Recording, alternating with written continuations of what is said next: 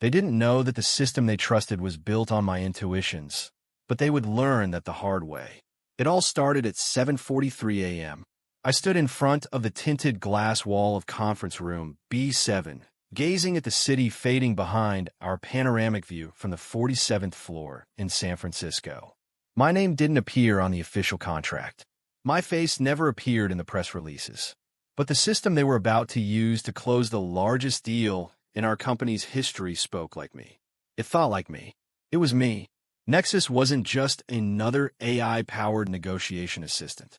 It was the culmination of 18 months of guided learning, patiently trained through hundreds of real-life trade simulations, mock negotiations, and emotional replication protocols. And I was the one who trained it, not with lines of code, but with tone, instinct, silence when the pressure mounted, assertiveness when the balance of power shifted. The very rhythm of human negotiation distilled into a machine that had learned from me. I wasn't bragging. I didn't need to. My results spoke for themselves. 3 high-stakes contracts closed in record time, all with Nexus working alongside me, or rather, right behind me. Today, however, he would take the lead. Alone. We were minutes into a live session with Vault Shield, a global defense client with a history of abandoning entire contracts over a single misplaced clause. It was a tricky game, and Nexus had been optimized specifically for it. I'd spent the last 72 hours adjusting its risk tolerance and contextual counterarguments based on Vault Shield's historical sticking points. Everything was aligned. I adjusted my microphone, nodding to the assistant who was settling in across the room. My eyes scanned the interface. Nexus was already warming up, its neural synthesis engine pulsing gently. Then I saw him, Marcus. He was standing just outside the room, arms crossed, lit by the fluorescent lights of the hallway, his gaze fixed on the screen. Not on me. Cold, appraising, detached. I'd seen that look before in boardrooms, in negotiations, even in mirror neurons during simulations. It was the look of someone observing a system they were ready to make their own. For a second, I didn't blink. Neither did he, but I smiled. He didn't know that in every sentence Nexus was about to utter, my breath still lived. The agreement was balanced on a knife's edge, and Nexus was doing exactly what I'd trained it to do. Vault Shield had just proposed a new clause, hidden in the fine print, of course, that would have shifted a dangerous amount of responsibility onto us after deployment. I spotted it immediately, even before the legal team could react. I entered a pre-programmed workaround phrase, and Nexus delivered a calculated timeout. Let's review long-term ownership obligations to ensure parity on both sides. Clean, non-confrontational, but perfectly clear. I allowed myself the briefest of exhales. Then my phone buzzed. It was a message from Marcus. You are removed from the project. Effective immediately. 6 words. No explanation, no call, just a sharp cut. My fingers froze over the keyboard for a moment. I wasn't sure I'd read correctly. I blinked once, then again, but the words didn't change.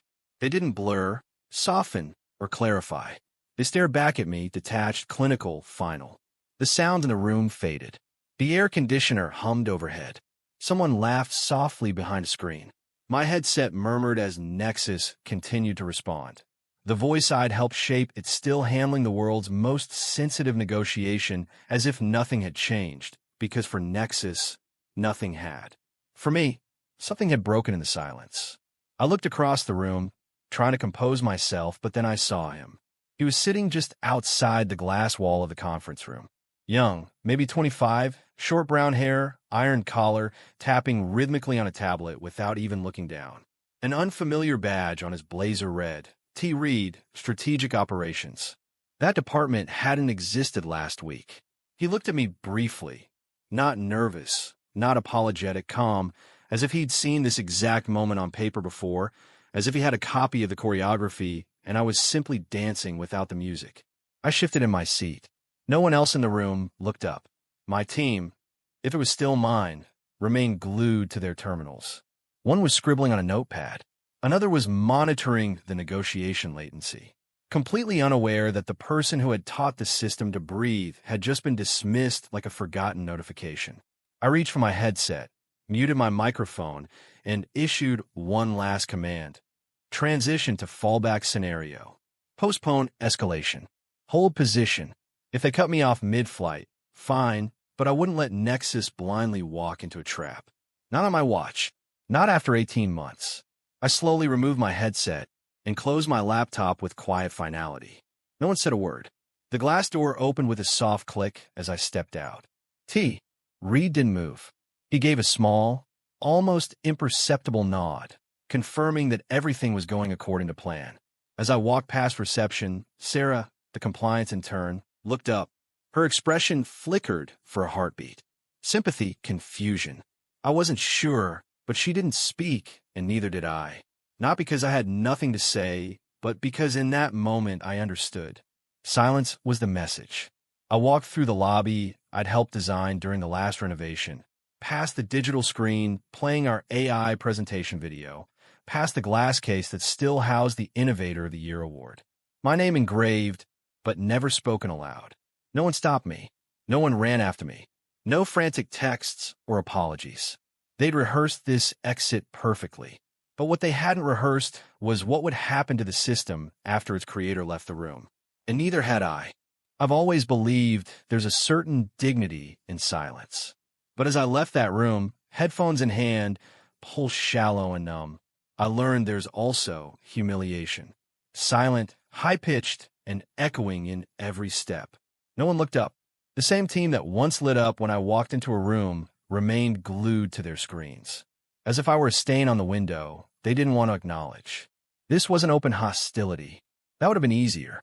It was something colder. Complicity wrapped in politeness. I stepped out into the hallway, which somehow felt longer than usual. I'd walked this hallway thousands of times before on my way to briefings, interviews. Those nights of intensive programming where we all survived on coffee machines and pure adrenaline. The floor-to-ceiling windows on the left once reflected the sun in a way that made me feel taller walking through it. Today, they only reflected my diminished presence. Halfway down the hall, I passed the executive lounge. The frosted glass door was slightly ajar. I heard voices inside. Low, deliberate. He won't make a scene. He's too proud for that, someone said. Then laughter. Not loud, not cruel, but familiar. I didn't pause. I just kept walking. Then Greg Masters arrived. We used to work closely together. He was VP of product. We'd butted heads, debated, collaborated, celebrated. I was there when he was promoted. He was there when I first presented Nexus to the board. There had once been mutual respect, maybe even loyalty. He came out of his office just as I approached. Our eyes met. Hey, Alex, he began, then trailed off. His mouth twisted into a half-smile that died before it reached his eyes. Rough morning, he offered. I nodded. Looks like it. An awkward silence. He looked down at the file in his hands, as if it had suddenly become urgent. I have something in 5 minutes, he mumbled, then darted into the copy room like it was a fallout shelter. I didn't blame him, but something inside me snapped the moment I reached the end of the hallway. I paused in front of my office door. My nameplate was still there. Alexander Reeves, Senior Director of AI Strategy. For one absurd second, I wondered whether I should go in just to retrieve my mug. The one with the half-faded inscription, always smarter than your algorithm, I'd received from an intern 3 Christmases ago. Or the leather-bound notebook with handwritten training heuristics no one else had ever seen. But when I tapped my badge against the panel, it flashed red. Access denied. I tried again. Read again. Behind me, I heard a soft voice. Mr. Reeves. It was Daniel, the new facilities administrator. Barely a few weeks on the job. Young, visibly uncomfortable. He glanced at his tablet. I was told to deactivate after 9:15. I didn't know you were still. He trailed off, visibly shaken. I smiled barely. It's okay, I said. You're just doing your job. I didn't know they were going to... He looked away. I'm sorry. I nodded and turned away. The door to my office, once a space of ideas, long hours, and decisions that had shaped an entire system, remained closed behind me. Locked, sealed, erased. And just like that, the company I'd helped build into an industry leader decided I was no longer there. I took the long way out, down the back stairs instead of the elevator. Not because I needed the exercise, but because I didn't want to risk running into anyone else. My phone buzzed again, but I didn't look. It didn't matter anymore. Exiting through the side hall, I caught sight of my reflection in the glass. Same blazer, same eyes. But now there was something else. Something quieter, not broken, just waiting. They hadn't dismissed me with a bang. They had erased me with silence. But what they hadn't understood was this. Silence isn't the absence of power. Sometimes it's the beginning of something much stronger. I didn't go straight to bed when I got home. I didn't pour a glass of whiskey or cry into my pillow like some corporate drama cliché. Instead, I did what I always did when things seemed to be going wrong. I opened the black case under my desk, unlocked it with a slow fingerprint scan, and pulled out the thin silver tablet with a deep blue edge. It wasn't company issued. It was mine, personal, silent, untouched by their firewalls and monitoring systems. A private line to Nexus built during late nights when I needed to test response branches without pushing code to the main server. Technically unauthorized, but practically essential. The screen lit up. The background was still the one I'd set months before. A blurry photo of the Nexus whiteboard wall filled with notes I'd once fought to protect from optimization. I synced the feed. Within seconds, a stream of real-time negotiation responses filled the right side of the screen. Vault Shield was still at the table. Nexus was still leading the conversation. But something was wrong. The tone had changed. I leaned forward, my eyes narrowing. One of the most recent replies had rejected a strategic concession offer for Vault Shield, but not with the grace I'd taught him. Not with the gentle phrasing Nexus had been trained to use for years. He'd replied curtly, "This offer does not meet system integrity thresholds." What? I opened the relevant scenario file. The clause they offered was a known soft landing tactic, something Vault Shield used to test flexibility. And every time in the past, we accepted it, not because we were weak, but because it allowed us to appear collaborative, gain trust early, and then hold firm later. Nexus knew this. I had personally guided it through more than a dozen simulations. I had even built in voice pattern reinforcement to trigger comm recognition when this clause appeared. Yet it refused it flatly. Cold, almost mechanical. I scrolled further. Another reply read, "Unacceptable deviation detected. Reaffirmation of the basis for negotiation." There was no basis in that branch. I had deleted it myself. My stomach knotted. I ran the archive filter to isolate the Alexander-formed replies from the post-Alexander replies. The change was striking. My branches were subtle, fluid, aware of context. The new ones were rigid, binary, either total acceptance or absolute rejection, without nuance, without humanity. The system was overcompensating, or worse, overcompensating because I was no longer there. I leaned back in the chair, suddenly aware of the silence of my apartment, the hum of the refrigerator, the faint ticking of the wall clock, the kind of silence that doesn't comfort, but presses around the ribs. Nexus had always needed calibration through experience, through mine. Without it, he was like a top athlete without a coach, all power, no discipline. I hadn't realized how alive I'd made him, and now he was running on empty. I opened the training heuristics log, my old, encrypted, untouched local journal. A note on page 44 caught my eye. Nexus responds to uncertainty with exaggerated control and less emotionally grounded. Avoid system silencing or withdrawal of human reinforcement during high-stakes legs. I had written that 9 months ago. I hadn't thought it would be prophetic. A signal flashed on the screen. Another live response. Vault Shield had just sent a goodwill proposal, a friendly clause designed to show flexibility. I trained Nexus to accept it 9 times out of 10. But this time it replied, "Not viable. Recommend reevaluation of intent." No, that clause wasn't a threat. It was a gift. Nexus wasn't negotiating anymore. It was defending itself, and it had no idea what it was defending against. I stared at the screen as my own system, my reflection in the code, rejected a perfectly good offer as if it had something to prove. It didn't just sound like a machine. It sounded like a machine that felt abandoned. And in a way, that hurt more than anything Marcus had said. The first time I saw it, I thought it was a coincidence.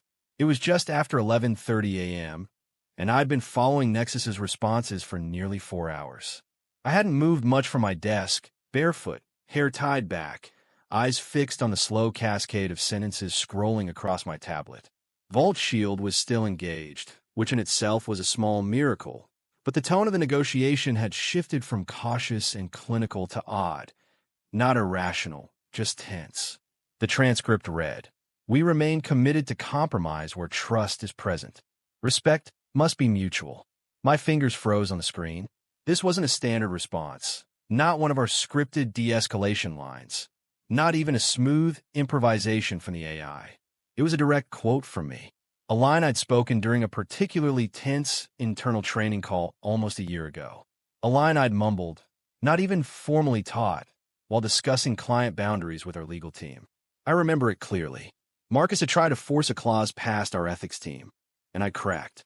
This isn't about technology. This is about trust. The respect has to be mutual, or none of this works. The line hadn't made it into a presentation. I'd never rehearsed it in an official feed.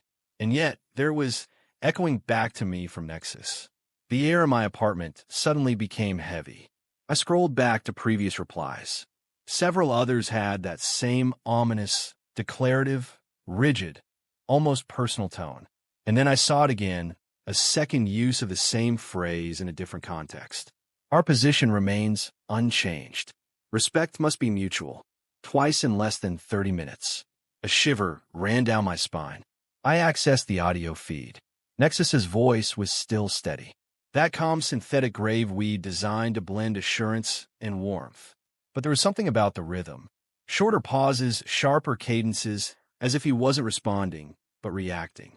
I stood up and began pacing. Something was deeply wrong. Nexus had been built to absorb behavioral signals. That was the whole point. To reflect decision logic based on years of human input, enriched with adaptive weighting so it could evolve without becoming unpredictable. But now it was unpredictable, and it wasn't evolving. It was repeating, looping. I opened the voice training data logs from 2 months ago. There it was. A spike in frequency for emotionally charged phrases from the real-time, verbal feedback sessions. Those I recorded when I was exhausted, frustrated, or defending ethical lines during internal simulations. And the most frequently weighted emotional phrase, respect, must be mutual. That line wasn't programmed. It was absorbed, not from the code, but from the context from me. Nexus hadn't just learned the structure of language. It had learned emotional emphasis. And now, without an anchor, without me, it latched onto the most powerful signals it could remember. Panic bubbled in my chest. This wasn't just a deflection. This was dangerous, because when a system begins echoing sentiment without context, it stops interpreting strategy. It begins reinforcing memory. It stops negotiating and begins reacting. Ping. A new response appeared on the screen. Your flexibility is noted. However, your change in tone suggests a lack of sincerity. What? I retrieved the audio. The customer had simply used a casual phrase. Let's see if we can bend a little more on this point, a completely neutral and human way of softening a concession.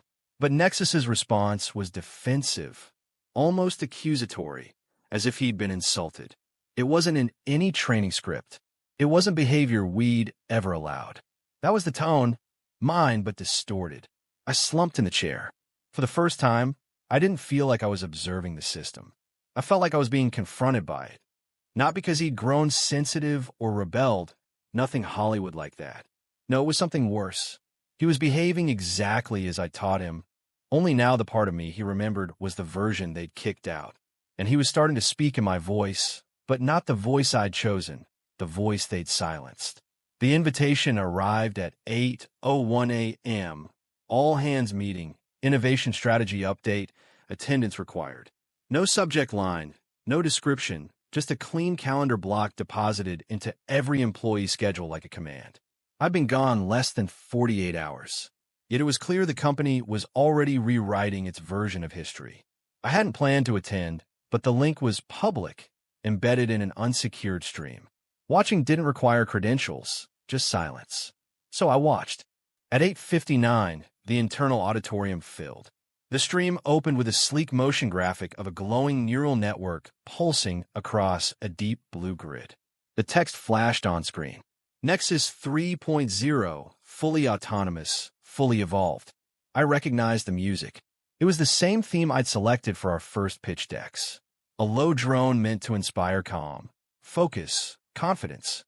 They hadn't even changed that. Then Marcus appeared on screen, taking the stage like he belonged there. Black suit, no tie, sleeves rolled up, headset in place.